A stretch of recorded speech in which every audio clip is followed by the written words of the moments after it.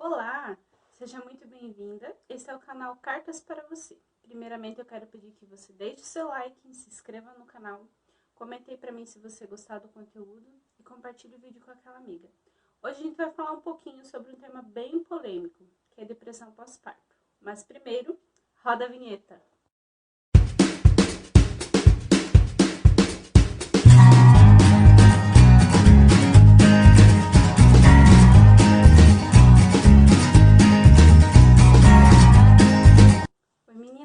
Então, hoje eu vim conversar um pouquinho com vocês sobre um tema bastante polêmico, depressão pós-parto. Primeiramente, o que eu queria conversar com vocês é que sempre antes de trazer conteúdo aqui para o canal, eu estudo, eu leio, que é muito importante para a gente bater um bate-papo de qualidade, né? Primeira pergunta, o que é a depressão pós-parto? Ela vai muito além da tristeza.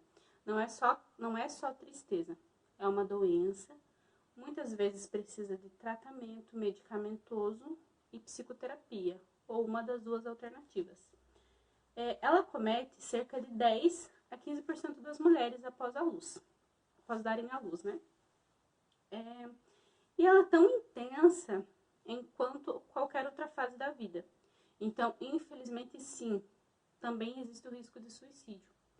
Algo que é muito importante conversar com vocês é que tanto a depressão pós-parto, quanto outro tipo de depressão ou risco de suicídio, ele não é um evento que acontece, tipo, a pessoa acordou, nossa, eu vou cometer suicídio. Não é assim. Vai sendo passo a passo, coisinha por coisinha juntada. Então, é muito importante a gente detectar os sinais de quem precisa de ajuda. E a depressão pós-parto, se não tratada, ela pode se tornar para a vida. É muito importante. Quem se sentir assim, quem perceber sinais, procurar ajuda. Seja em grupo de apoios para desabafar, seja com amigos, mas principalmente com médicos, com psiquiatras e psicólogos, que são as pessoas mais indicadas para nos ajudar, né? E quem que corre mais risco de desenvolver? As mulheres que já desenvolveram esse transtorno ao longo da vida, seja na infância, na fase adulta, quem já passou por muita situação traumática, muito estresse, infelizmente para quem enterrou um filho, como eu enterrei, esse é o grupo de maior risco. Estou conversando com vocês hoje, trazendo esse tema, porque mês passado foi o mês da campanha de prevenção ao suicídio. E esse mês, para quem não sabe, é o outubro, que eu chamo, né?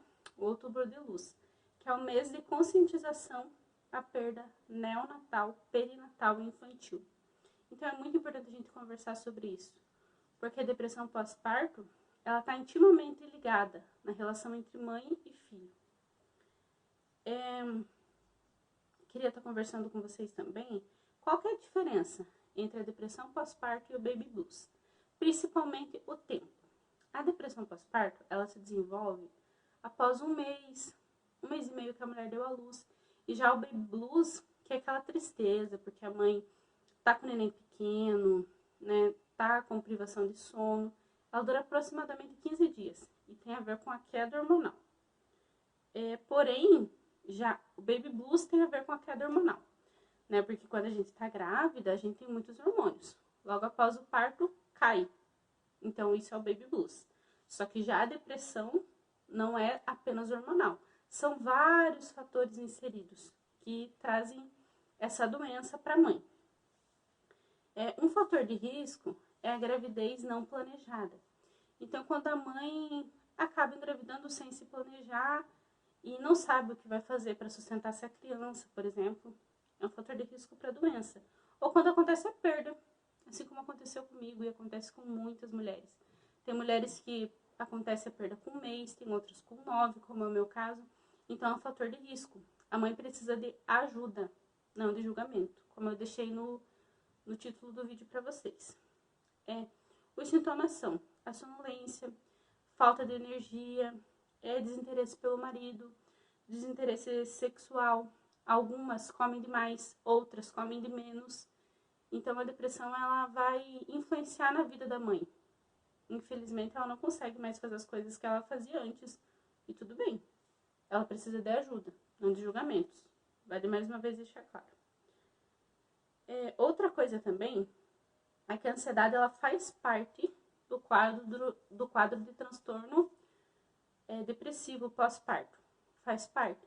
Então, a mãezinha, ela acaba desenvolvendo algo compulsivo. Por exemplo, ver se o bebê está respirando toda hora, ou a constante troca de fralda sem necessidade. Isso também é uma forma que a mãe encontra de pedir socorro. Porém, a maioria das pessoas não sabe identificar esses sinais. Pra gente que é mãe de anjo, que perdeu nossos filhinhos, é muito importante, não só para nós, mas para todas, mas principalmente para nós, é um pré-natal psicológico. Se preparar psicologicamente para gestar o arco-íris, para ter o arco-íris, né, que é o filho que vem após a perda, para quem não sabe. Se você não leu lá no meu site, tem a minha história no site, o link tá aqui embaixo, aproveita e me segue nas redes sociais. E essa semana eu fiz um post falando justamente sobre isso. Por que fazer um pré-natal psicológico? Assim, por que acontece algumas vezes a depressão pós-parto também? Porque a mãe dá de cara com a maternidade real e não com a maternidade sonhada. É muito diferente, já ouvi muitas mulheres falarem que é muito diferente a sonhada da real. E principalmente a gente que já passou por perda, é mais importante ainda procurar ajuda antes de gestar o nosso arco-íris. Então eu queria conversar também um pouquinho com vocês sobre a psicose puerperal. Essa já é bem mais rara de se desenvolver. Deixa eu ler aqui para vocês.